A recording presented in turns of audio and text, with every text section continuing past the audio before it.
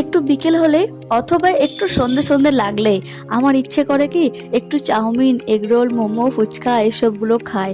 আমার কেন, আমার মনে হয় প্রত্যেক জনেরই এরকম ইচ্ছাটা হয়। আর এই ঠান্ডার চোটে তো বেরোনোর উপায় নেই, তাই জন্য ভেবেছিলাম বাড়িতে আনলে বেশ জমিয়ে খাওয়া যাবে। আর এই ঠান্ডায় গরম গরম মোমো খেতে তো বেশ ভালোই লাগে, তাই না? তো সেই রকম ভেবে আমি কালকে সন্ধ্যাবেলায় শানুকে বলেছিলাম অফিস থেকে ফেরার পথে আমার জন্য একটু মোমো নিয়ে এসো, খুব খেতে ইচ্ছে করছে। আর ও তো আমার জন্য এত এত মোমো নিয়ে চলে এসেছে। একা কি খাওয়া যায় বলো এত মোমো? তাই জন্য ভাগাভাগি করেই খেলাম।